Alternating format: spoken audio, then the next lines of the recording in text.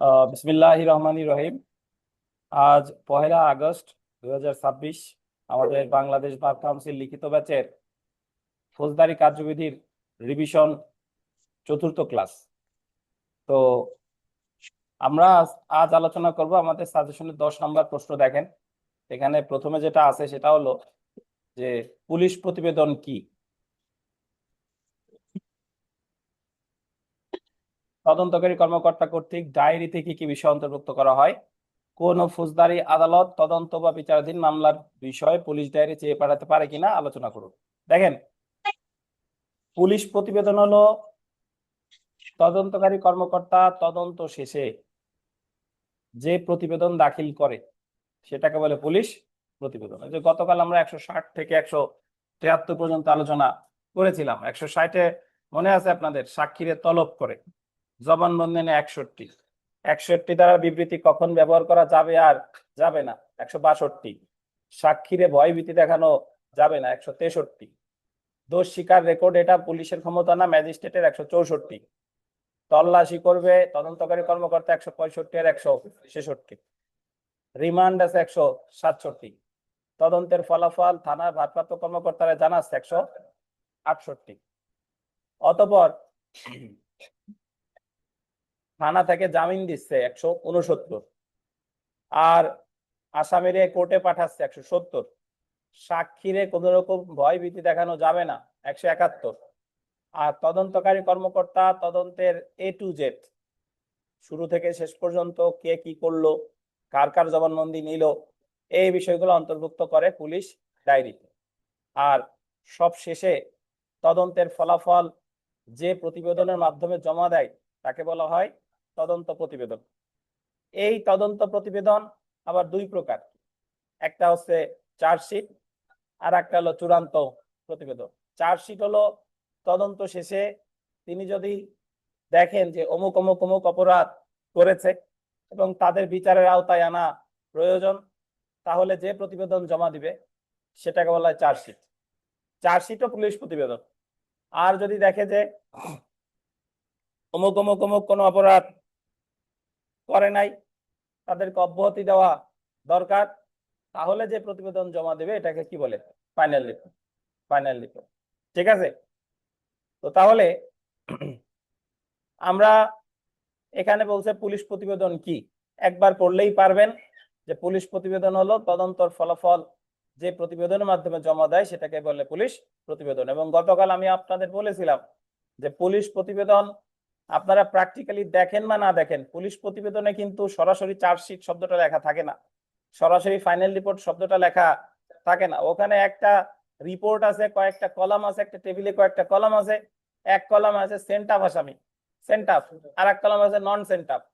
সেন্টাফে যাদের কলামে যাদের নাম এসেছে তারা হলো চার্জশিট, আর নট সেন্টাফ কলামে যাদের নাম এসেছে তাদের কি ফাইনাল রিপোর্টে তাদেরকে অব্যাহতি সুপারিশ করেছে। ঠিক আছে?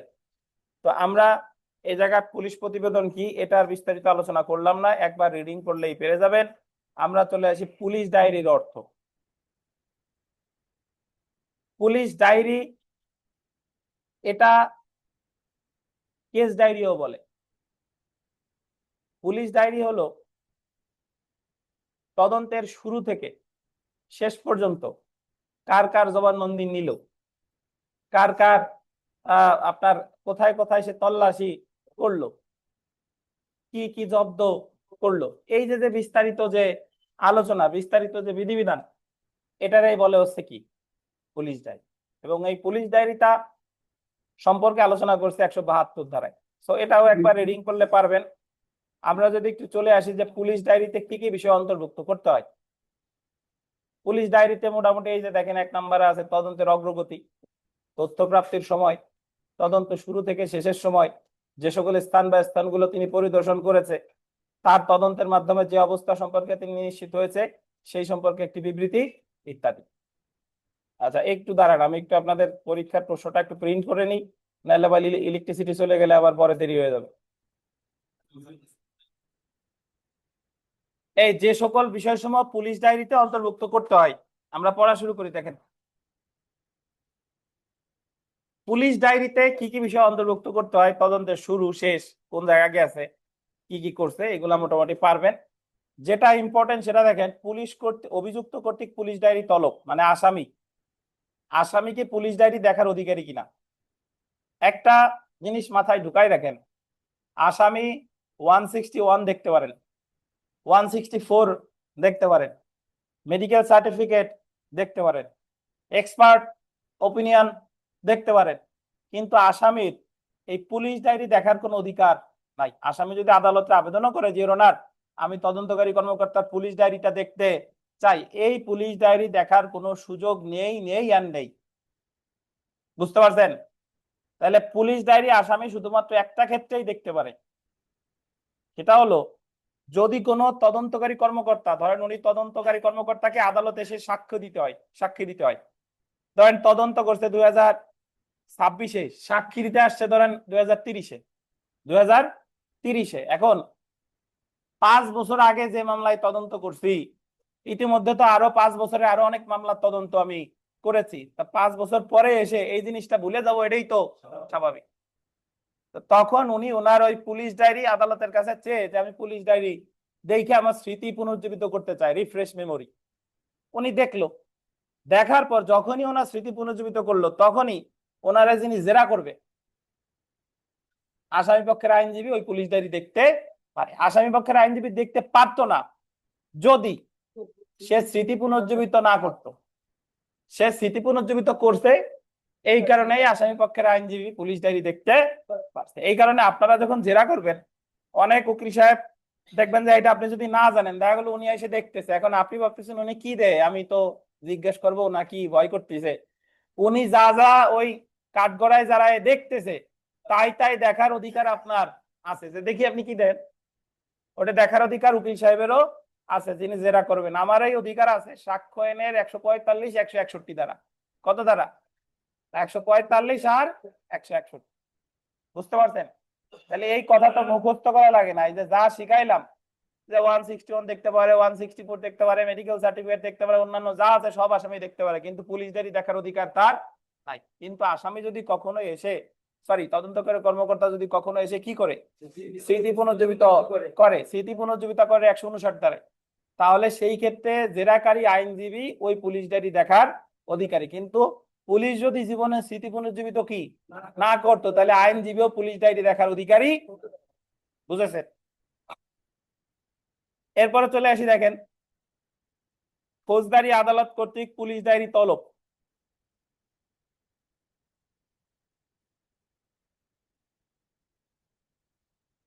পাইছেন? ফৌজদারি আদালত কর্তৃক পুলিশ ডায়েরি তলব মানে একটা আদালত তিনি কি পুলিশ ডায়েরি তলব করতে পারে কিনা।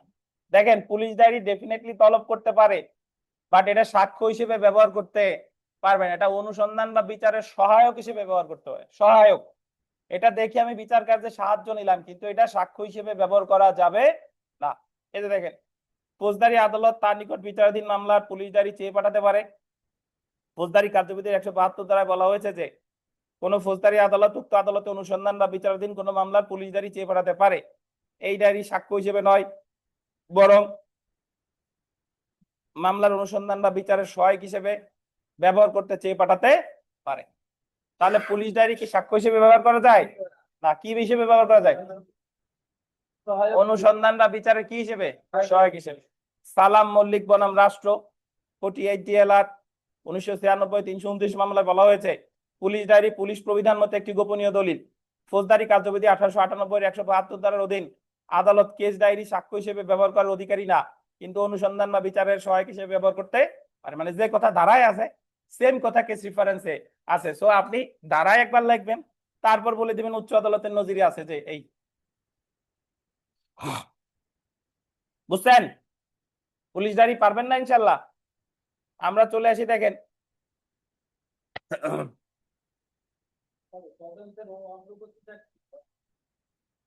তদন্তের অগ্রগতি মানে তদন্ত কতটুকু আগাইছে সেটা হলো অগ্রগতি। আমাদের একজন প্রশ্ন জিজ্ঞেস করছে, স্যার পুলিশ ডায়েরি কি নথিতে থাকে? নির্মল, নথিতে থাকে? নথিতে থাকে না, তার ব্যক্তিগত জিনিস। দেখেন 10-এর খ, দেখেন ফৌজদারি আদালতের এখতিয়ার বা অনুসন্ধান বা বিচারের স্থান সম্পর্কে আলোচনা করুন। এটা এখান থেকে আমাদের এই টাইপের প্রশ্ন আসতে পারে বা এই ধারার মধ্যে থেকে সমস্যামূলক প্রশ্নও আসতে পারে। এখতিয়ার বা অনুসন্ধান বা বিচারের স্থান, এটা আপনি যখন ফৌজদারি প্র্যাকটিস করবেন, আপনি যখন মামলার ফাইলিং করবেন, তখন আপনার জানতে হবে যে মামলা আমি কোথায় করব।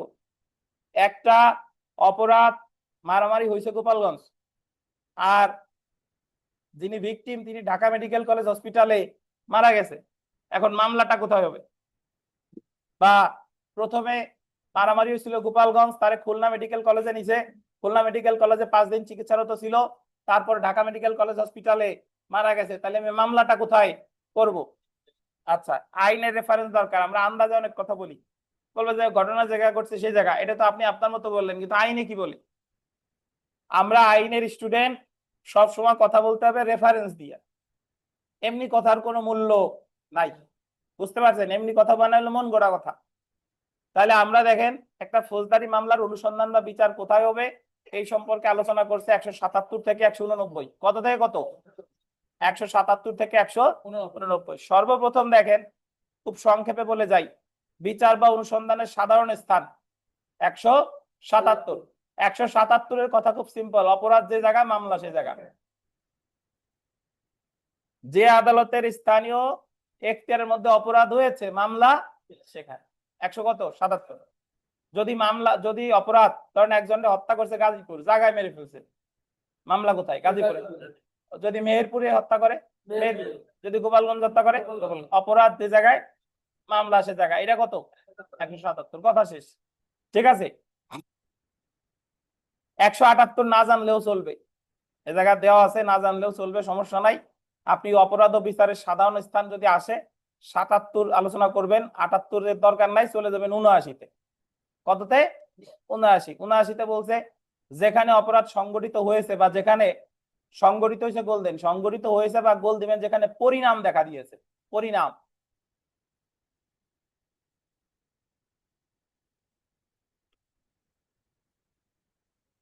দিছেন? যেখানে অপরাধ সংঘটিত হয়েছে বা যেখানে পরিণাম বা ফলাফল দেখা দিয়েছে, এটা হলো অপরাধ যে জায়গা হয়েছে আর পরিণাম বা ফলাফল যেখানে দেখা দিয়েছে, এটা হলো 179। কিরকম? মারামারি হয়েছে গোপালগঞ্জ, আসামি মারা গেছে ঢাকা, মানে সরি, ভিকটিম মারা গেছে ঢাকা, অসুস্থ হয়ে মারা গেছে, অসুস্থ অবস্থায় মারা গেছে ঢাকা। তাহলে ঘটনা ঘটছে এক জায়গায়, পরিণাম দেখা দিছে আর এক জায়গায়, মামলা কোথায়? দুই জায়গার যে কোনো এক জায়গায়। যদি এরকম হতো যে একজন মারামারি, দুই দলের সংঘর্ষ হয়েছে ব্রাহ্মণবাড়িয়া, তো কুমিল্লা মেডিকেল কলেজ হসপিটালে ছিল 10 দিন, ঢাকা মেডিকেল কলেজ হসপিটালে 10 দিন থাকার পর মারা গেছে, তাহলে মামলা ব্রাহ্মণবাড়িয়া হতে পারে, কুমিল্লা হতে পারে, ঢাকাও হতে পারেন, কারণ কুমিল্লা তো সে চিকিৎসাধীনরত অবস্থায় ছিল, ওখানেও পরিণাম বা ফলাফল কিন্তু দেখা দিয়েছে। বুঝতে পারছেন? এবং যদি এরকম হয়, ওই তো উদাহরণ আছে এরকম যে একজন ব্যক্তি আহত করা হয়েছে মেহেরপুরে, সে 10 দিন কুষ্টিয়ার হসপিটালে ছিল এবং 10 দিন সে অসুস্থ ছিল, পরবর্তী 10 দিন যশোরের হসপিটালে ছিল, অসুস্থ ছিল, পরবর্তী 10 দিন খুলনা মেডিকেল কলেজে থাকার পর সুস্থ হয়েছে, মামলা হবে কোথায়? এই যত জায়গার কথা বলছে যে কোনো এক জায়গায়।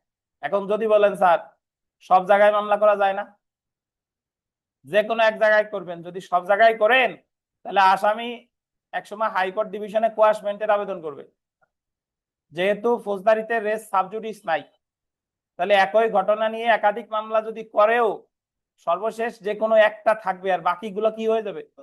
বাতিল হয়ে যাবে। বুঝছেন? তাহলে 179 3টা পার্থক্য আছে। উদাহরণ 1, 2, 3 কষ্ট করে পড়ে ফেলবেন, আমি যা বললাম তাই উদাহরণ।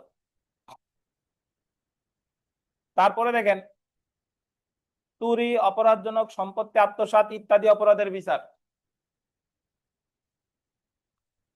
181 সাবসেকশন মনে রাখার দরকার নাই।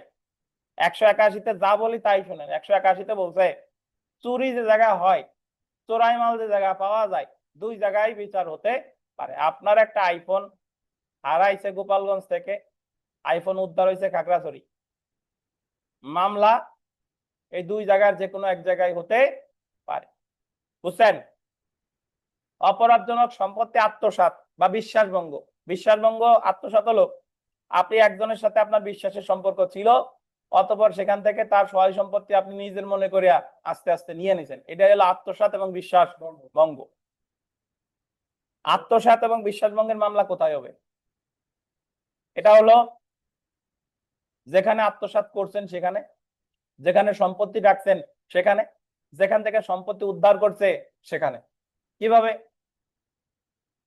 ধরেন আপনি বসুন্ধরা কোম্পানির অ্যাডমিন অফিসার, ওদের ধরেন ওই যে ফার্নিচারের ইয়া আছে বা অন্যান্য যে পণ্যের ইয়া আছে, ওখানকার আপনি অ্যাডমিনিস্ট্রেটিভ একজন অফিসার, খাতা কলমে ওই জায়গায় কাজ করেন। আর বসুন্ধরা ফ্যাক্টরি হলো গাজীপুর। আপনি খাতা কলমে আত্মসাৎ করছেন ঢাকায় বৈশা, আর গাজীপুর থেকে ওদের মালামাল আস্তে আস্তে সরাইছেন, সরাইয়া রাখছেন ময়মনসিংহ। কোথায়? ময়মনসিংহ। এবং একটা পর্যায়ে গিয়ে আপনি ধরা পড়ছেন ময়মনসিংহ থেকে ওই জিনিসপত্র উদ্ধার করছে। তাহলে আপনি খাতা কলমে অপরাধ করছেন ঢাকাতে, মালামাল নিছেন গাজীপুর থেকে, পাওয়া গেছে কোথায়? ময়মনসিংহ। মামলা যে কোনো এক জায়গায় হতে পারে 181। তাহলে চুরি যে জায়গা করে আর চোরাই মাল যেখানে পাওয়া যায়, যে কোনো এক জায়গায় মামলা হতে পারে 181 নাকি? আর 182 হলো আপনার, সরি 181তেই আত্মসাৎ যেখানে করে, যেখান থেকে নেওয়া হয় আর যেখানে পাওয়া গেছে, যে কোনো জায়গায় মামলা হতে। সব শেষে 181তে আর একটা কথা হচ্ছে অপহরণ। অপহরণ যেখান থেকে করে আর অপহরিত ব্যক্তিকে যেখান থেকে উদ্ধার করা হয়। আমাদের আনিসকে ধরেন বস্তায় ভরে গোপালগঞ্জ থেকে নিয়ে গেছে খাগড়াছড়ি, আনিস প্রিলিভেসের। তো অপরাধটা তারে হয়েছে কোথায়?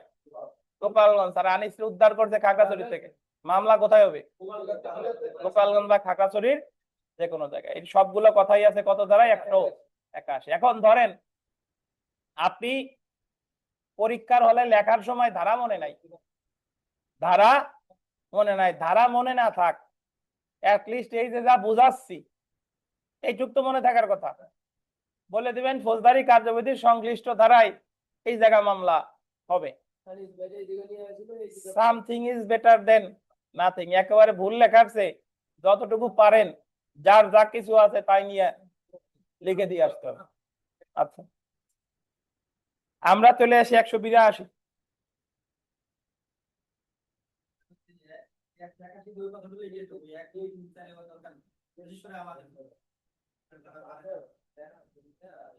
যে ক্ষেত্রে অপরাধ সংগঠনের স্থান গোলদেন অনিশ্চিত।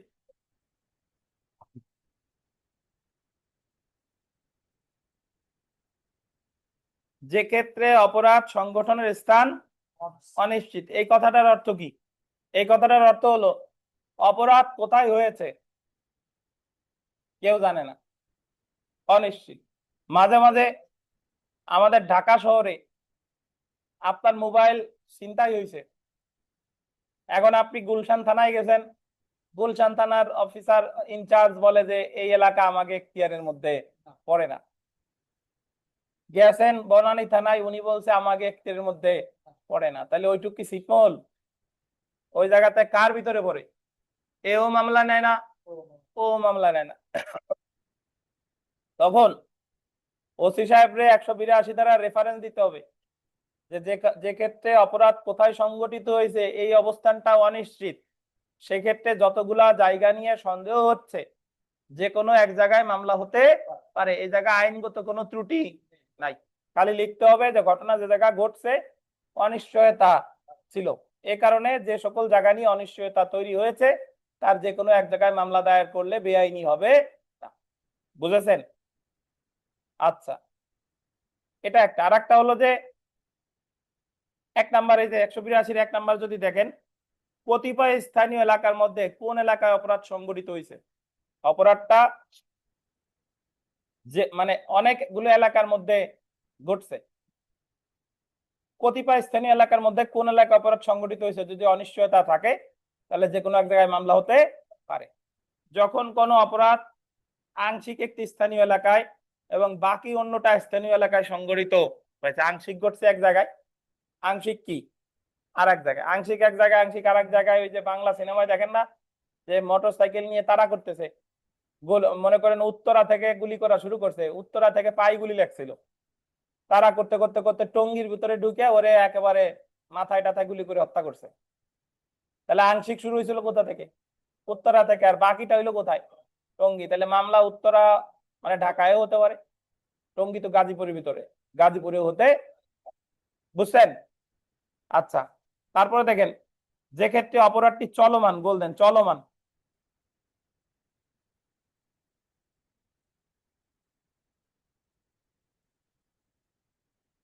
অপরাধটা কি বলেন?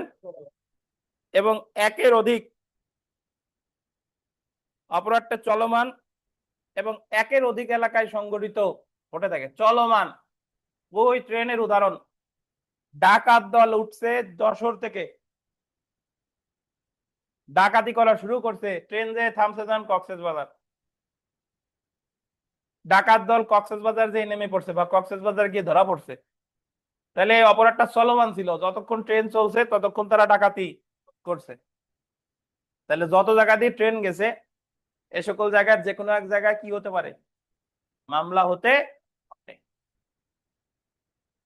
যে ক্ষেত্রে অপরাধটি বিভিন্ন স্থানীয় এলাকায় সংঘটিত কতিপয় কার্যের সমষ্টি, যে ক্ষেত্রে অপরাধটা একটা অপরাধ, কিন্তু এই একটা অপরাধ বিভিন্ন এলাকায় সংঘটিত করছে এবং সকল জায়গার কাজ হচ্ছে একটা কাজের সমষ্টি। তো ধরেন আপনি বাংলাদেশ সরকারের উৎখাত করতে যাচ্ছেন, এখন যেদিন মূল অপরাধটা সংঘটিত হয়েছে ঢাকা শহরে, তার আগে পরে বিভিন্ন জায়গায় ভাঙচুর, বোমা হামলা, বিভিন্ন জেলায় বা ঢাকার বিভিন্ন জায়গায় কাজও করছেন, এই সকল কাজ একই কাজের অংশ, যত জায়গায় এগুলো হয়েছে যে কোনো এক জায়গায় মামলা হতে পারে। তাহলে অপরাধ যে জায়গায় মামলা সে জায়গা 179, অপরাধ যেখানে পরিণাম বা ফলাফল ওটা 177, সরি, অপরাধ যে জায়গায় মামলা সে জায়গায় 177, অপরাধ যেখানে পরিণাম বা ফলাফল যেখানে 179, চুরি চুরাই মাল, আত্মসাৎ বিশ্বাসভঙ্গ, অপহরণ 181, অপরাধ সংগঠনের স্থান অনিশ্চিত হলে, চলমান থাকলে, কতিপয় কার্যের সমষ্টি হলে যে কোনো জায়গায় মামলা করা যাবে 100 কত 82।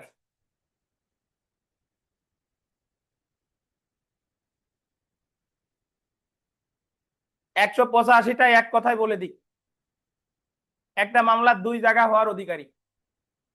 মামলাটা শুরুতেই দায়ের যোগ্য ছিল ঢাকা অথবা গোপালগঞ্জে, এখন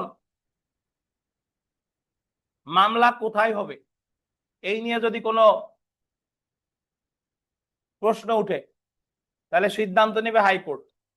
কে নিবে? হাইকোর্ট। ধরেন একটা মামলা 3 জায়গায় করা যায়, কিন্তু প্রশ্ন উঠছে যে কোন জায়গায় হবে, তাহলে এই বিষয়ে সিদ্ধান্ত নিবে কে? হাইকোর্ট। কত ধারায় বলছে? 185। 185 ধারা মনে থাক বা না থাক, অ্যাটলিস্ট এটা যেন মনে থাকে যে 2 বা ততোধিক জায়গার কোন জায়গায় মামলা হবে এই নিয়ে যদি প্রশ্ন উত্থাপিত হয়, তাহলে সিদ্ধান্ত নিবে কে? হাইকোর্ট বিভাগ। কোথাও শুধু হাইকোর্ট লিখবেন না, সাথে বিভাগটাও লিখতে হবে।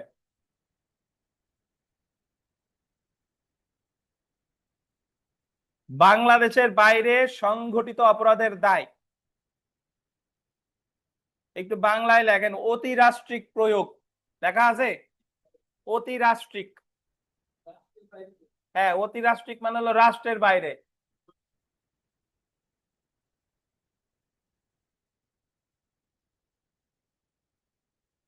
অতি একটা উপসর্গ, অতিবৃষ্টি মানে কি? অনেক বৃষ্টি।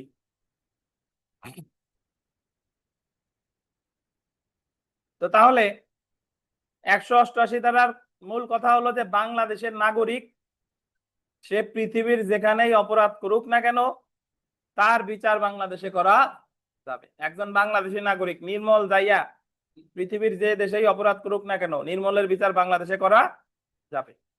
বুঝছেন? আর একটা কথা হলো 188 আর একটা পার্ট আছে, বাংলাদেশে নিবন্ধিত জাহাজ বা উড়োজাহাজ, জাহাজ বা ধরেন বাংলাদেশের একটা জাহাজ বা বাংলাদেশের একটা উড়োজাহাজ, এটা পৃথিবীর যেখানেই থাকুক না কেন, ওই জাহাজ বা উড়োজাহাজের মধ্যে যে দেশের নাগরিকই অপরাধ করুক না কেন, তার বিচার বাংলাদেশে করা যাবে। উদাহরণস্বরূপ বলা যায় যে ভারতীয় একজন নাগরিক পাকিস্তানের একজন নাগরিককে হত্যা করছে বাংলাদেশি উড়োজাহাজের মধ্যে, যখন বাংলাদেশি উড়োজাহাজটা ছিল আমেরিকাতে। কোথায় ছিল? আমেরিকার আকাশে ছিল। এমন সময় ভারতীয় নাগরিক হত্যা করছে পাকিস্তানি নাগরিককে। এখন ওই ভারতীয় নাগরিকের বিচার বাংলাদেশে করা যাবে। এখন আপনারা তো যেটা বুঝাই তার চেয়ে অন্য জিনিস মাথায় আছে বেশি, মাথায় ঘুরতেছে স্যার আমেরিকায় ওর বিচার করা যাবে না, এটা আসছে মাথায়। আমেরিকায় করা যাক বা না যাক সেটা আমেরিকার আইনের বিষয়। আমরা কি আমেরিকার আইন পড়তেছি? আমেরিকায় করা যাক বা না যাক, যেহেতু বাংলাদেশে নিবন্ধিত জাহাজ বা উড়োজাহাজে অপরাধটা ঘটছে, ধরে নিতে হবে বাংলাদেশে নিবন্ধিত জাহাজ বা উড়োজাহাজ পৃথিবীর যেখানেই থাকুক না কেন এটা একখণ্ড বাংলাদেশ, সো তার বিচার বাংলাদেশে করা যাবে। বুঝেছেন? তাহলে 188 ধারা শুধু বাংলাদেশি নাগরিকদের ক্ষেত্রে প্রযোজ্য, আবার বাংলাদেশ প্লাস বিদেশি সকল নাগরিকদের ক্ষেত্রেই কি প্রযোজ্য। বাট বিদেশি নাগরিকদের ক্ষেত্রে প্রযোজ্য যখন অপরাধটা সংঘটিত হয় কোথায়?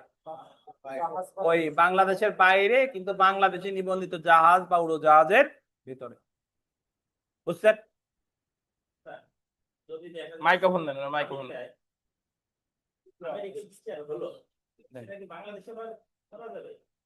ধন্যবাদ দেন, ধন্যবাদ দেন। স্যার, যে ঘটনা বাংলাদেশি নিবন্ধিত জাহাজে হয়েছে সেইটা আমেরিকার আকাশে যখন হয়, তখন আমেরিকার সরকার যদি বিচার করে, তখন বাংলাদেশের সরকার কি আবার পারবে কিনা? আমাদের ক্রিমিনাল জাস্টিস সিস্টেম, আমাদের ফৌজদারি কার্যবিধিতে যা আছে তাতে আমাদের দেশে বিচার করতে বাধা নাই। যদি বিদেশেও বিচার হয় সেটা তার বিষয়, কিন্তু আমার দেশে তার বিচার করা যাবে। কারণ আমাদের দেশের ফৌজদারি কার্যবিধি 403 ধারায় বলে নাই যে বিদেশে একবার বিচার হলে বাংলাদেশে করা যাবে না। বিদেশে হোক বা না হোক এটা তার দেশের ব্যাপার, কিন্তু আমার দেশে বিচার করা যাবে। বলেন স্যার, বলছিলেন কি যে ওই জায়গায় যদি বাংলাদেশে যদি বিচার করার কোনো সংস্থা থাকে সেই জায়গায় যদি বিচার হয়ে থাকে তাহলে বাংলাদেশে করা যাবে না। সেটা তো বাংলাদেশি আদালত, স্যার ওই জায়গা বিচার করতে বাংলাদেশি আদালত। ধরেন আমি উদাহরণস্বরূপ বলি যে আমাদের বিদেশি রাষ্ট্রগুলোতে বাংলাদেশি নাগরিকদের সৌদি আরবে অনেক আছে। সৌদি আরবের ওই জায়গা বাংলাদেশি অধ্যুষিত এলাকা আছে। এখন ওই জায়গা ধরেন এত বাংলাদেশি যে ওই জায়গায় একটা বাংলাদেশি আদালত প্রতিষ্ঠা করছে, যে আদালতটা বাংলাদেশি আইনে পরিচালিত হয়, নট সৌদি। বুঝেন কিনা? তাহলে ওই বাংলাদেশি আদালতে যদি কোনো বিচার হয়ে থাকে তাহলে তো ওইটা তো বাংলাদেশি আদালত হিসেবেই বিচার করছে, যদিও বিদেশে, বাট বিচার করতেছে কে? বাংলাদেশি আদালত। তাহলে তার বিচার আবার বাংলাদেশে আসলে করা যাবে না, কারণ তো ওই দেশে একবার বিচার হয়ে গেছে। বুঝছেন? স্যার, আর ওই মানে এটা ঢাকাতে দেখা যাচ্ছে কি যে অপরাধ টঙ্গীতে হয়েছে, মানে ইসেতে উত্তরায় হয়েছে, আবার ঢাকাতে ওই যে গাজীপুরের কথা বলছিলেন যে এই দুই জায়গায় হয়েছে, মানে যে কোনো এক জায়গায় করা হবে। আর ট্রেনে যখন মনে করেন কি যে ঢাকাতে ডাকাতি করতে করতে শুরু করছে, যায় থামছে যায় কোথায়? চট্টগ্রাম। তা এই মাঝে যে কোনো জায়গায় করা যাবে, মানে ওই দুই জায়গায় করা যাবে না, এর মাঝে যে কোনো স্টপে করা যাবে স্যার? এটা যখন অপরাধটা চলমান আছে, জি স্যার, তখন যে কোনো যতগুলো জেলার মধ্যে দিয়ে চলমান ছিল যে কোনো জায়গায় করা যাবে। আর ডাকাতি ধরেন করছে ডাকাত দল, ডাকাতি করছে ঢাকাতে করছে আর গাজীপুরে করছে, কিন্তু তারা ডাকাত দল যে ধরা পড়ছে সিলেটে গিয়ে, তাহলে মামলা করা যাবে কোথায়? ঢাকা অথবা গাজীপুর, ঢাকা অথবা গাজীপুর। আর সিলেটে গিয়ে যদি তাদের কাছ থেকে মালামাল উদ্ধার হয় তাহলে ওই জায়গাও করা যাবে। অর্থাৎ এক জেলার ভিতর হলে দেখা যাচ্ছে ওই জায়গা বিভিন্ন জেলা বিভিন্ন স্টেশন। জি, আর কোনো প্রশ্ন আছে অনলাইন অফলাইনে?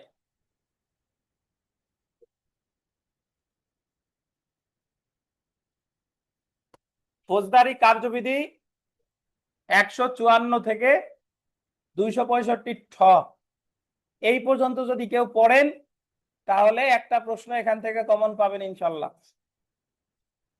আপনার যদি বিশ্বাস না হয়, আপনি বিগত বাংলাদেশ বার কাউন্সিলের যত প্রশ্ন আছে এই প্রশ্নতে ফৌজদারি কার্যবিধিটা বিশ্লেষণ করেন, দেখবেন যে এই জায়গা থেকে একটা প্রশ্ন প্রতিবার আসে। 265 ছ 154 থেকে 265 তো এটা হলো ফৌজদারি কার্যবিধির প্রাণ।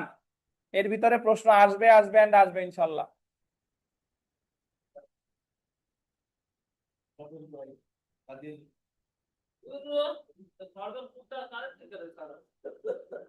কি প্রশ্ন আছে মাহমুদ সাহেব বলেন। স্যার ওই যে 185 ধারায় স্যার এই যে বলেন। হাইকোর্ট বিভাগ যে সিদ্ধান্ত নিবে এটা কি আমাদেরকে আবেদন করতে হবে তার না কে আবেদন করবে স্যার এই মামলাটায়? মামলা যে আমরা করব কোথায় কোন আদালতে করব হাইকোর্ট বিভাগ সিদ্ধান্ত নিবে এই আবেদনটা কে করবে স্যার? থানা করবে না আমাদেরকে করতে হবে স্যার বাদীকে? আপনারা করতে পারেন, আদালত নিজেও সিদ্ধান্ত দিতে পারে।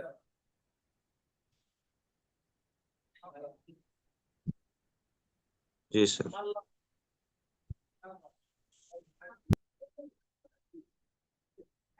আচ্ছা দেখেন, অপরাধ আমলে আনা, এটা দেখেন, অপরাধ আমলে আনা বা নেওয়া বা বিচারার্থে গ্রহণ বলতে কি বুঝেন? অপরাধ আমলে আনা, আনার আর একটা বাংলা কি? নেওয়া বা বিচারার্থে গ্রহণ। আমলে নেওয়া অ্যাকচুয়ালি আমাদের এই বইয়ের যে ভাষা, বইয়ের ভাষাতে আমলে নেওয়া বলতে বোঝায় যখন ম্যাজিস্ট্রেটের কাছে মনে হইছে যে এই অপরাধটা আসলে সংগঠিত হতে পারে, মানে হইছে এবং এর বিচার শুরু হওয়া দরকার, তাহলে সেই ক্ষেত্রে তিনি এটা আমলে নিতে পারে, বিচারার্থে গ্রহণ। এখন আমলে নেওয়ায়, আমলে নেয় ম্যাজিস্ট্রেট 190 ধারায়, বাট আমলে নেওয়া অর্থ হলো সমন অথবা ওয়ারেন্ট দেওয়া, প্রসেস ইস্যু করা 204 ধারায়। তাহলে আমলে নিচ্ছে কত ধারায়? 190। আর আমলে নেওয়া অর্থ কি? সমন অথবা ওয়ারেন্ট ইস্যু করা। আমলে নেওয়া বিষয়টা হলো ওই যে সবসময় যে কথা বলি যে আকাশে মেঘ হইছে, অনেক মেঘ, এখন আপনার মনে হচ্ছে যে বৃষ্টি নামতে পারে, আপনি রেইনকোট বা ছাতা একটা সাথে নিয়েছেন, এটাই হচ্ছে আমলে নেওয়া। এখন দেখা গেল যে রেইনকোট নিছেন, বৃষ্টি আর নামে নাই, ছাতা নিছেন, বৃষ্টি আর নামে নাই, নামুক আর নামানুক, কিন্তু প্রাথমিকভাবে তো আপনি আমলে নিছেন যে বৃষ্টি নামতে পারে। এখন আপনার কাছে একজন এসে অভিযোগ করছে যে অমুক অপরাধ করছে, অমুক যৌতুক চাইছে, প্রাথমিকভাবে মনে হয়েছে যে আসলেই অমুক যৌতুক চাইতে পারে, বিচার শুরু হয়েছে, বিচার শেষে আসামি খালাস পেতে পারে, কিন্তু প্রাথমিকভাবে মনে হওয়া যে এই অপরাধের বিচার শুরু হওয়া দরকার, এটাই বলে টেকিং কগনিজেন্স বা আমলে নেওয়া বা বিচারার্থে গ্রহণ। বিচারার্থে গ্রহণ করে কত ধারায়? 190। আর বিচারার্থে গ্রহণ মানে সমন অথবা ওয়ারেন্ট দেওয়া, এটা কত? 204।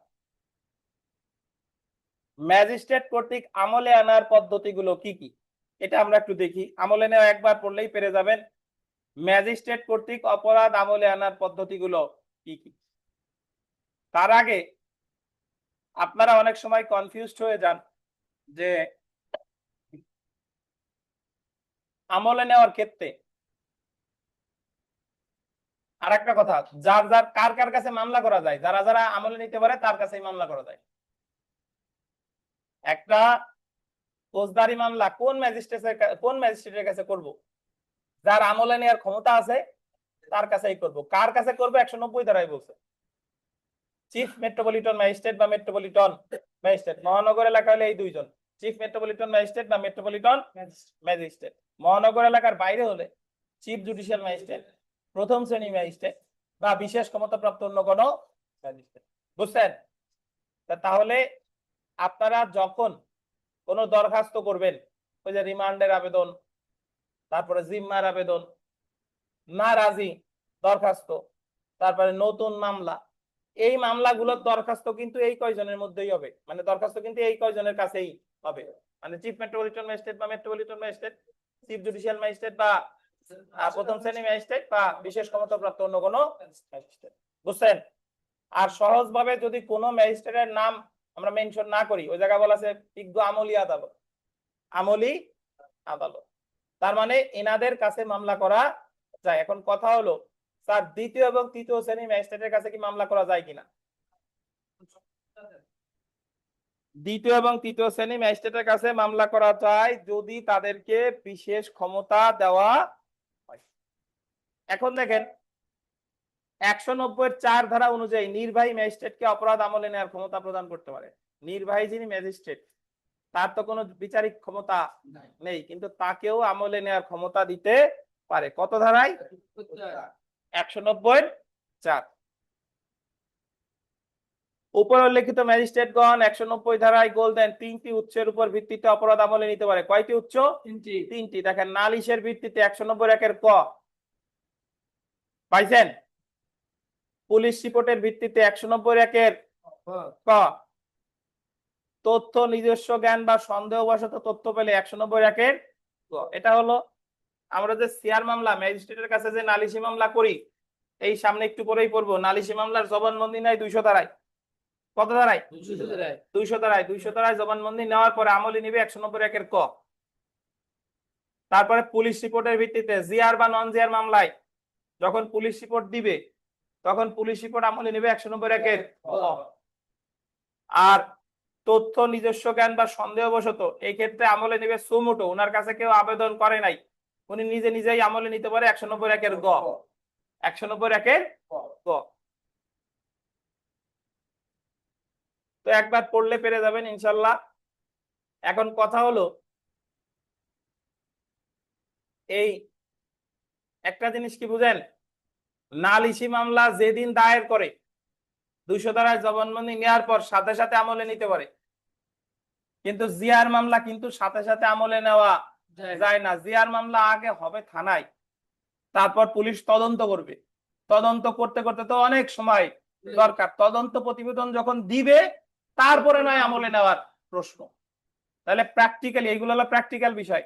যদি বলে যে কোন মামলার সাথে সাথে আমলে নিতে পারে, সিআর মামলা। জিআর মামলার সাথে সাথে আমলে নিতে পারে না, জিআর মামলা আমলে নেয় কখন?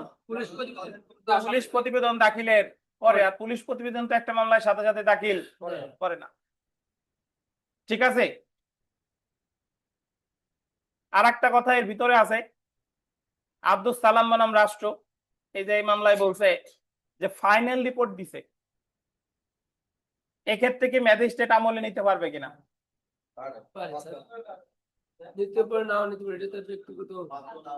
ফাইনাল রিপোর্ট দিছে মানে কি? ফাইনাল রিপোর্ট দিছে মানে হলো সে যে অপরাধ করছে এরকম কোন সত্যতা পাই নাই, এই কারণে তার অব্যাহতির সুপারিশ জানাইছে, কিন্তু তারপরেও ম্যাজিস্ট্রেট মামলার অন্যান্য নথিপত্র পড়ে টরে ইচ্ছা করলে আমলে নিতে পারে। তাহলে চার্জশিট দিলে তো আমলে নিতে পারেই, ফাইনাল রিপোর্ট দিলেও আমলে নিতে পারে। আব্দুস সালাম বনাম রাষ্ট্র।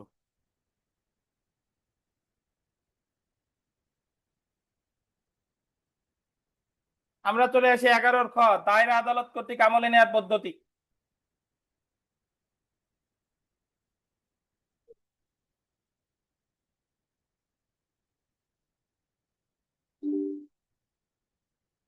দায়রা আদালত সরাসরি আমলে নিতে পারে না, তিনি আমলে নিতে পারেন বটে, বাট সরাসরি পারেন না। সরাসরি as a court of original jurisdiction magistrate সরাসরি আমলে নিতে পারে, কিন্তু দায়রা আদালত সরাসরি আমলে নিতে পারে না। দায়রা আদালত আমলে নিতে পারে আগে ম্যাজিস্ট্রেট যদি কোনো অভিযোগ করে ওনার কাছে পাঠায়, সেই ক্ষেত্রে আমলে নেবে 193 তে।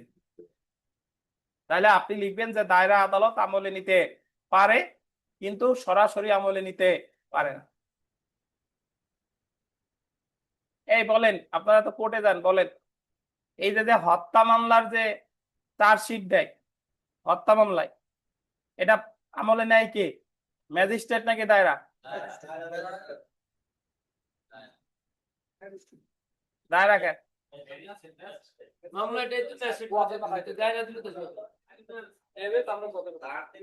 চার্জশিট দেয় কার কাছে? ম্যাজিস্ট্রেটের কাছে। তারপর পর্যালোচনায় রাখে, রাখার পরে ম্যাজিস্ট্রেটই তো আমলে নেয়। আমলে নেওয়ার পর মামলা কি করে দেয়?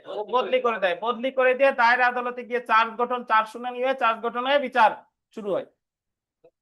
বুঝছেন? এখন তাহলে বলতে পারেন যে স্যার তার দায়রা আদালত আমলে নেবে কোন সময়? ওনার জন্য বিশেষ বিধান রাখিয়ে দিয়েছে, বিশেষ ক্ষেত্রে উনি ইচ্ছা করলে আমলে নিতে পারে। কারণ বিশেষ ক্ষেত্র কোন ক্ষেত্র? যখন বিশেষ কোনো পরিস্থিতি সৃষ্টি হবে সেই ক্ষেত্রে। বুঝছেন? অপরাধ আমলে নেওয়ার ক্ষেত্রে বিশেষ ব্যতিক্রম, এ জায়গা বাদ দেওয়ার সুযোগ নাই, এটা একটু দেখতে হবে। তার আগে আমাদের হোসেন মোল্লা ভাইয়ের কাছে মাইক্রোফোনটা দেন, ধরে নাই।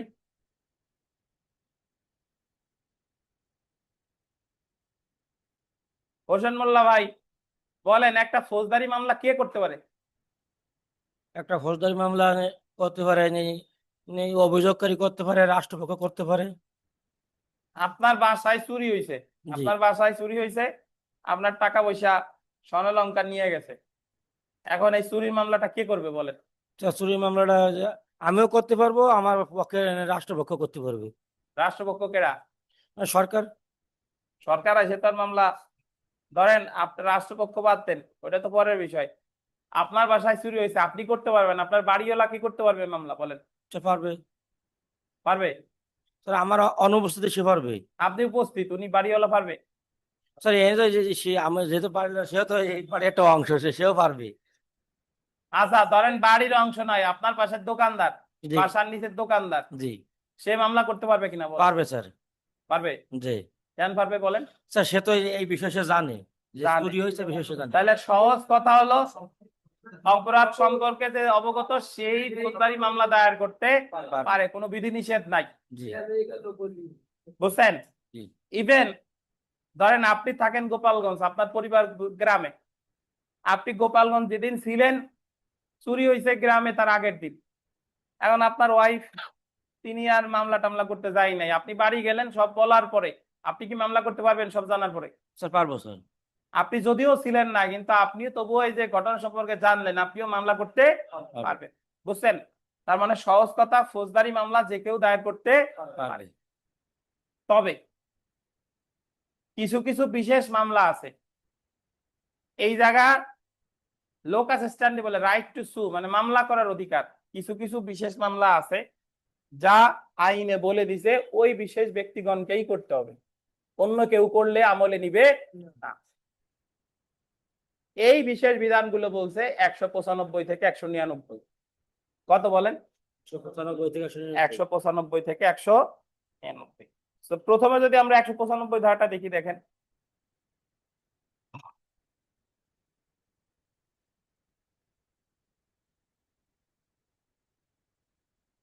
দণ্ডবিধি 1860-এর আন্ডারলাইন করেন, 172 থেকে 188 ধারার অপরাধ। কত থেকে কত?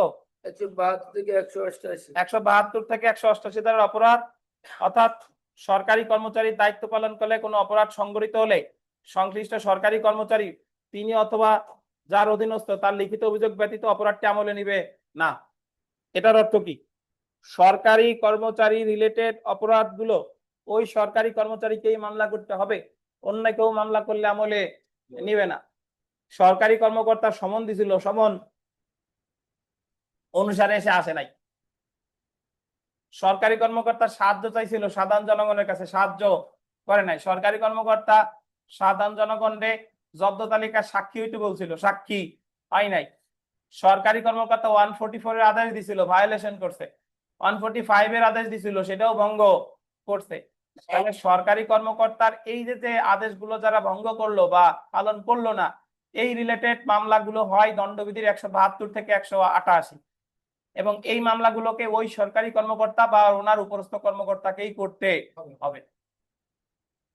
এই 144 এর আদেশ দেয় কে বলেন?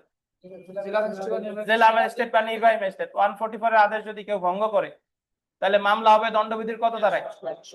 188 ধারায়। মামলা কে করবে? ওই নির্বাহী ম্যাজিস্ট্রেট বা তার উপরস্থ অফিসার। বুঝেছেন? আচ্ছা, তারপরে দেখেন, কোন আদালতের কার্যক্রমে দণ্ডবিধির 193, 194 ধারায় মিথ্যা সাক্ষ্য দান, মানে যদি কেউ কোন আদালতের অন্য একটা মামলার বিচারে মিথ্যা সাক্ষ্য দেয়, 211 বা 228 ধারায় আছে হলো মিথ্যা মামলা দায়ের, আর 228 হলো আদালত অবমাননা, বা 463, 471 ধারার দণ্ডনীয় অপরাধের ক্ষেত্রে 463 থেকে 471 হচ্ছে জালিয়াতি। তাহলে উক্ত আদালত বা উক্ত আদালত যে আদালতের অধীনস্থ সেই আদালতের লিখিত অভিযোগ ব্যতীত অপরাধ আমলে নেওয়া হবে না। এই কথার অর্থ কি? আপনি কোন দেওয়ানি মামলা ফৌজদারি মামলার বিচারে মিথ্যা সাক্ষ্য দিতে গিয়ে ধরা পড়ছেন, কোন দেওয়ানি ফৌজদারি বা রাজস্ব মামলার বিচারে জাল দলিল দেখাইয়া ধরা পড়ছেন, আপনি কারো বিরুদ্ধে মিথ্যা মামলা করছেন, তাহলে এই মামলাগুলোর মানে এই যে অপরাধটা হলো, এই মামলাগুলো করবে ওই আদালত, যে আদালতে মিথ্যা সাক্ষ্য দিলেন, যে আদালতে জাল দলিল দেখাইলেন, সেই আদালত। একটু বুঝাই দিই। ধরেন নির্মল সোনা আমাদের হোসেন মোল্লার বিরুদ্ধে একটা মিথ্যা হত্যা মামলা করছে। হোসেন মোল্লা রে আদালত খালাস দিছে বা ডিসচার্জ করে দিছে, অব্যাহতি দিছে। তার মানে বোঝা গেল এই মামলাটা হলো মিথ্যা মামলা। এখন হোসেন মোল্লা নির্মলের বিরুদ্ধে মামলা করতে পারে 211 ধারায়। দণ্ডবিধির কত ধারায়? 211। মানে হলো যদি কেউ কারো বিরুদ্ধে মিথ্যা এজাহার বা মিথ্যা মামলা করে এবং সে যদি অব্যাহতি বা খালাস পায়, তাহলে ওই বাদীর বিরুদ্ধে আসামি মামলা করবে, প্রথম মামলার আসামি মামলা করবে কত ধারায়? 211 ধারায়। এখন হোসেন মোল্লা এই 211 ধারার মামলাটা কিভাবে করবে?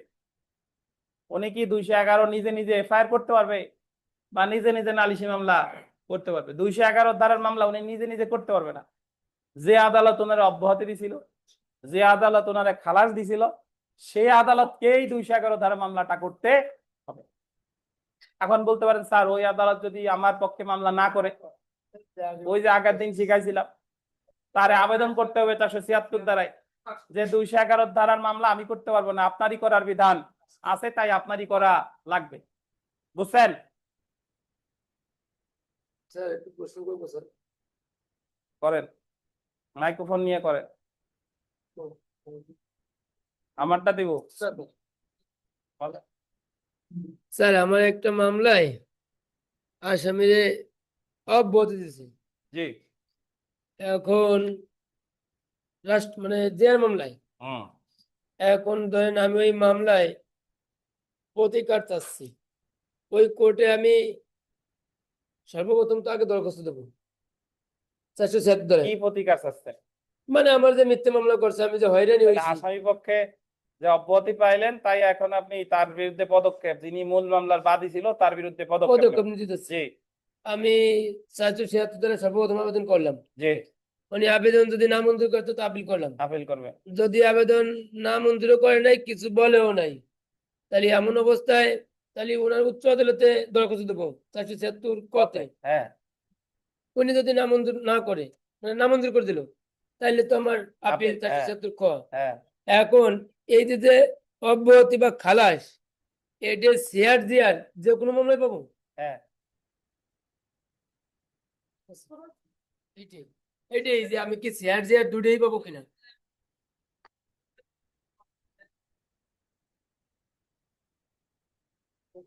বুঝছেন? তাহলে 195 ধারার মূল কথা হলো সরকারি কর্মকর্তাকে বা সংশ্লিষ্ট আদালতকেই বাদী হয়ে মামলা করতে হবে। এই মামলা আমরা কোর্টে উপস্থিত উকিল টুকিল করলে কেউ হবে না। 196 ধারা দেখেন, রাষ্ট্রের বিরুদ্ধে অপরাধ সমূহ যেমন রাষ্ট্রদ্রোহিতা, এই অ্যাকচুয়ালি রাষ্ট্রদ্রোহিতা কিন্তু রাষ্ট্রের বিরুদ্ধে অপরাধ হইলো, রাষ্ট্রদ্রোহিতার সংজ্ঞা কিন্তু সরকারের বিরুদ্ধে যদি আপনি বিদ্বেষ প্রসূত ভাবে কিছু বলেন, লেখেন, এটা হলো রাষ্ট্রদ্রোহিতা। বুঝলেন? গতকাল প্রিলি ক্লাসে এটা পড়াচ্ছিলাম। এখন একজন জিজ্ঞেস করছে স্যার এই যে নাসিরউদ্দিন পাটোয়ারি যে তারেক রহমানকে নিয়ে আজে বাজে কথা বলে, এটা কি রাষ্ট্রদ্রোহিতা হবে কিনা? এখন আজে বাজে কথা বললে সরকারে নিয়ে করলে রাষ্ট্রদ্রোহিতা তো হতেই পারে, কিন্তু রাষ্ট্রদ্রোহিতার মামলা তো যে কেউ ইচ্ছা করলে করবে না। সরকারের তরফ থেকেই একজনের ক্ষমতা দিতে হবে যে নাসিরউদ্দিনের বিরুদ্ধে এখন রাষ্ট্রদ্রোহিতার মামলা করো। বুঝতে পারছেন? তাহলে দেখেন, রাষ্ট্রের বিরুদ্ধে অপরাধ সমূহ যেমন রাষ্ট্রদ্রোহিতা, রাষ্ট্রের বিরুদ্ধে যুদ্ধ ঘোষণা ইত্যাদি অপরাধের ক্ষেত্রে সরকার বা সরকার কর্তৃক ক্ষমতাপ্রাপ্ত কর্তৃপক্ষের নির্দেশে তৈরিকৃত অভিযোগ ব্যতীত অপরাধ আমলে নেওয়া হবে না। তাহলে যদি কেউ রাষ্ট্রের বিরুদ্ধে অপরাধ বা রাষ্ট্রের বিরুদ্ধে যুদ্ধ ঘোষণা করে, এই অপরাধগুলোর মামলা আমি আপনি গিয়ে করলে হবে না। যদি আমারে আপনারে সরকার ক্ষমতা দেয়, তাহলে করলে হবে। ধরেন নাসিরউদ্দিন পাটোয়ারি সরকারকে নিয়ে যা আজে বাজে কথা বলছে, বিএনপির একজন কর্মী যদি নাসিরউদ্দিন পাটোয়ারির বিরুদ্ধে রাষ্ট্রদ্রোহিতার মামলা করতে যায়, হবে না? হবে কখন? যদি সরকার তারে ক্ষমতা দেয়, তাহলে আমলে নিতে পারে। তাহলে 195 হলো সরকারি কর্মচারী বা আদালত মামলা করবে, 196 হলো রাষ্ট্রদ্রোহিতার মামলার ক্ষেত্রে সরকার যারা ক্ষমতা দিবে সে মামলা করতে পারবে। আমরা চলে এসে 197।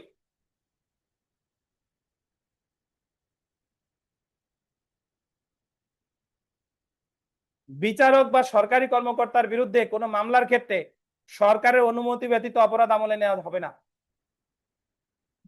বিচারক বা কার বিরুদ্ধে? সরকারি কর্মকর্তা। যখন আপনি মামলাটা করবেন স্বয়ং বিচারকের বিরুদ্ধে এখানে বা কোনো সরকারি কর্মকর্তার বিরুদ্ধে, এই কথাটা এখানে মনে রাখতে হবে, তার অফিসিয়াল দায়িত্ব রিলেটেড। আপনি বিচারক সুজন মিয়া তার বিচার কার্য পরিচালনার সময় একটা কাজ করছে, পেপার ওয়েট দিয়ে একজন শিক্ষানবিশ আইনজীবীকে আহত করছে, ওনার বিরুদ্ধে যদি মামলা করেন তাহলে এই মামলা সরকারের অনুমতি ছাড়া আমলে নিবে না। কিন্তু বিচারক সুজন মিয়ার স্ত্রী যদি ওনার বিরুদ্ধে যৌতুকের মামলা করে তাহলে আমলে নেওয়ার ক্ষেত্রে সরকারের অনুমতির দরকার নাই। কেন নাই? কারণ এটা তার অফিসিয়াল দায়িত্ব রিলেটেড না। বুঝছেন? কোন সরকারি কর্মকর্তার অফিসিয়াল দায়িত্ব সংক্রান্ত মামলা করলে অবশ্যই সরকারের অনুমতির দরকার আছে, কিন্তু যদি তার পার্সোনাল ম্যাটার নিয়ে মামলা করে তাহলে সরকারের অনুমতির দরকার নাই। একজন সরকারি কর্মকর্তা 200 পিস ইয়াবা নিয়ে ধরা খাইছে, তার বিরুদ্ধে আমলে নিতে অনুমতি লাগবে সরকারের? লাগবে না, কারণ এটা তার অফিসিয়াল দায়িত্ব সংক্রান্ত না। বুঝছেন? জি ভাই, হ্যাঁ ওনার মাইক্রোফোন দেন, মাইক্রোফোন দেন। স্যার আমার ভাই মানে এখানে তহসিলদার বা পুলিশ অফিসার, এখন তার সাথে আমার জমি জমা নিয়ে কোনো বিরোধ আছে, জি। মানে সে তো সরকারি কর্মচারী, মানে আমার এই জমি জমা নিয়ে যে বিরোধ, সে তার কাছে আমি জমি পাবো, মানে এক্ষেত্রে আমি কি করব? স্থাবর সম্পত্তি নিয়ে যেহেতু আমার সমস্যা আছে। এই ক্ষেত্রে তার বিরুদ্ধে মামলা করলে কোনো লাগবে না, সরকারের অনুমতি লাগবে না। জমি জমা নিয়ে ব্যাপার তো তার অফিসিয়াল দায়িত্ব সংক্রান্ত না। তহসিল দায়িত্ব সঙ্গে বুঝছেন?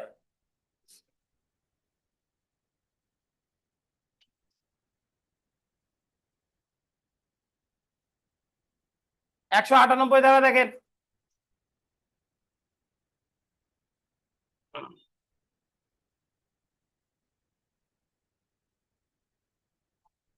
চুক্তিভঙ্গ মানহানি দিগামিতা। চুক্তিভঙ্গ মানহানি দিগামিতা। চুক্তিভঙ্গ মানে হলো দুইজনে চুক্তি করছেন, একজন ভঙ্গ করছে।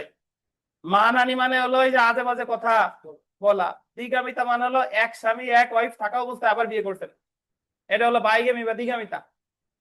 অপরাধের ক্ষেত্রে গোলদেন সংক্ষুব্ধ ব্যক্তির অভিযোগ ছাড়া অপরাধ আমলে নেবে না। সংক্ষুব্ধ ব্যক্তি চুক্তি যে ভঙ্গ করছে তারই মামলা করা লাগবে।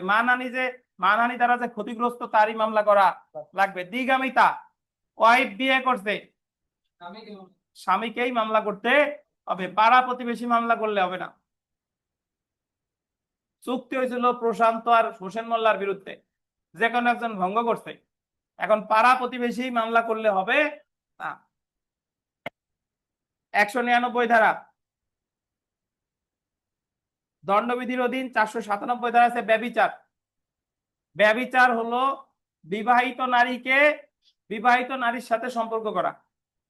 বিবাহিত নারীর অবশ্যই স্বামী থাকতে হবে এবং বিবাহিত নারীর সম্মতি থাকতে হবে। আর যে পুরুষ সম্পর্ক করবে সে বিবাহিত হতেও পারে নাও পারে। তাহলে ব্যভিচারের ক্ষেত্রে কার বিবাহিত হওয়া বাধ্যতামূলক? নারীর। স্বামী থাকাও বাধ্যতামূলক, কিন্তু যে অপরাধী পুরুষ সে বিবাহিত হতেও পারে নাও পারে। এই ক্ষেত্রে মামলা করতে পারবে স্বামী বা স্বামীর অনুপস্থিতিতে ওয়াইফ যার হেফাজতে ছিল তিনি।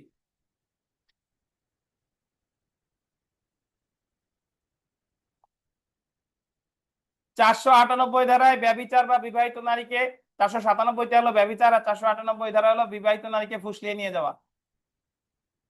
এই ক্ষেত্রে উক্ত নারীর স্বামী, আন্ডারলাইন করেন, বা স্বামীর অনুপস্থিতিতে উক্ত মহিলার তত্ত্বাবধানকারী অভিযোগ ব্যতীত অপরাধ আমলে নেওয়া যাবে না। তাহলে ব্যভিচারের মামলা স্বামী ছাড়া আর স্বামীর অনুপস্থিতিতে ওই নারী যার হেফাজতে ছিল তারা ছাড়া আর কেউ করতে পারবে? আর কারো লোকাস স্ট্যান্ডই নাই, মানে মামলা করার অধিকার নাই। বুঝছেন?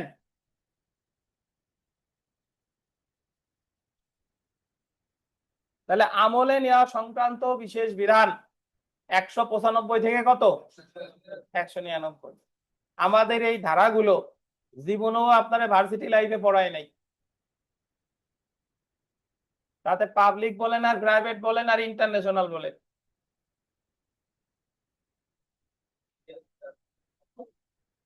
সেকেন্ড ইয়ার কে ফোর্থ ইয়ার হইলেও পাইতেন না।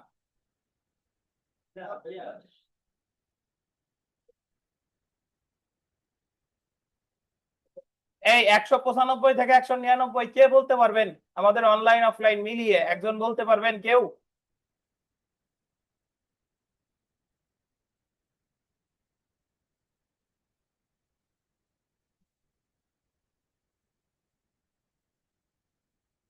আপনাদের এই যে যারা পুরাতন ব্যাচ, আপনারা ফৌজদারি কার্যবিধি পড়তেছেন 3 বার, আর যারা এই যে নতুন ব্যাচ তারা পড়তেছেন 2 বার। তা পারেন না কে এখনো?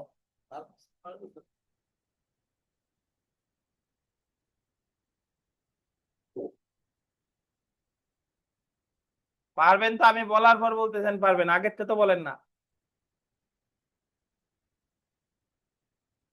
যে পারবে সে তো আসে নাই আজকে। আরিফ সাহেব কি ঢাকা গেছে নাকি রিটের কাছে? হ্যাঁ,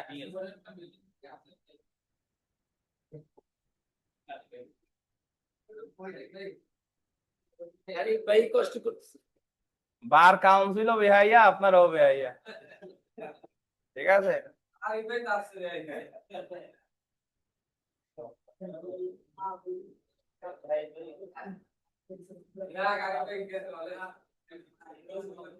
এই ভাই তো নারী খাই আপনি সেলাই নিয়ে গেছেন, তাই সঠিক দেখে ভালো করবো রবিবারে করবো। এই কথা বলেন না, অনলাইনে একজন উত্তর করুক। কাউসার সাহেব আপনি বলেন শুনি। আসসালামু আলাইকুম স্যার। ওয়ালাইকুম আসসালাম।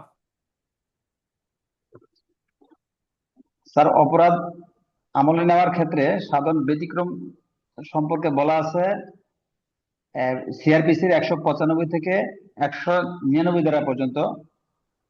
195 ধারা বলা হয়েছে সরকারি কর্মচারীর দায়িত্ব সংক্রান্ত যদি কোনো অপরাধ সংঘটিত হয়, সেক্ষেত্রে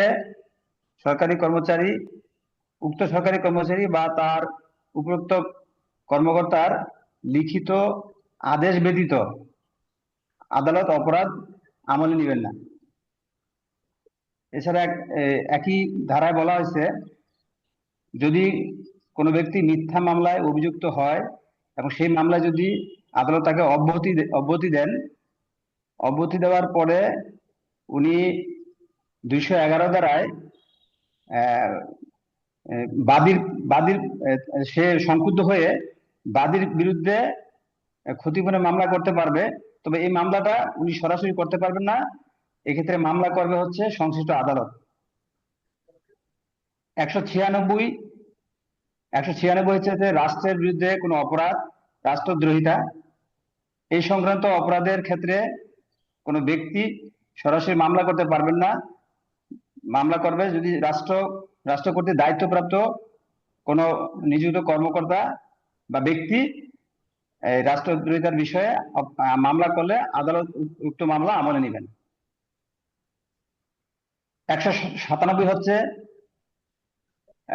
বিচারক বা কোনো সরকারি কর্মকর্তার বিরুদ্ধে কোনো অপরাধ আদালত আমলে নেবেন না যদি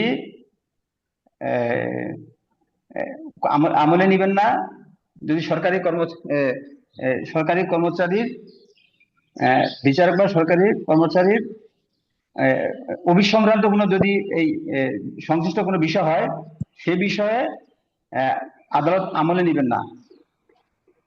তারপরে 198-তে বলা হয়েছে চুক্তিভঙ্গ, মানহানি এবং দিগামিতার ক্ষেত্রে যারা সংক্ষুব্ধ পক্ষ তাদের ব্যতীত অন্য কেউ যদি মামলা দায়ের করে তবে আদালত আমলে নেবেন না। আর 199-তে বলা হয়েছে কোন বিবাহিত নারীকে যদি কেউ ফুসলিয়ে মানে ব্যভিচারে যদি কোনো অপরাধ সংঘটিত হয় সেক্ষেত্রে উক্ত নারীর স্বামী অথবা উক্ত নারীর দায়িত্বরত কোনো ব্যক্তি স্বামীর অনুপস্থিতিতে থাকে তাহলে উনি যদি মামলা দায়ের করে সেক্ষেত্রে অপরাধ আমলে নিবে, অন্যথায় আদালত আমলে নেবেন না। ধন্যবাদ ভাই কাউসার সাহেব, আপনাকে অনেক অনেক ধন্যবাদ। তো 499 মামলা কি জামিনযোগ্য নাকি জামিনযোগ্য। তো আমাদের স্যার ধন্যবাদ স্যার। অফলাইনে যারা আছেন তাদের মডেল টেস্ট প্রোগ্রামে ভর্তি হয়ে যান। আর আপনাদের পুরাতন ব্যাচ, এই যে যাদের সিআরপিসি 3 বার চলতেছে, অনলাইনে যারা আছেন, অনলাইনে আমাদের লাইন চলে গেল নাকি? অনলাইনে আমাদের ব্যাচ কিন্তু 2টা, একটা শুরু হয়েছে হলো 12ই জুনের পরে, আর একটা শুরু হয়েছে 11ই নভেম্বর। 11ই নভেম্বর গ্রুপে যারা আছেন তাদের কিন্তু মডেল টেস্ট গ্রুপে ভর্তি হওয়া লাগবে। আর 12 জুনের পরে অনলাইনে যারা ভর্তি হয়েছেন তাদের অনলাইনে ভর্তি হওয়ার দরকার নাই। এই আর কি। তো ঠিক আছে, আমরা এখন প্রশ্ন দিব, পরীক্ষা অনুষ্ঠিত হবে ইনশাল্লাহ। ভালো থাকেন, আল্লাহ হাফেজ।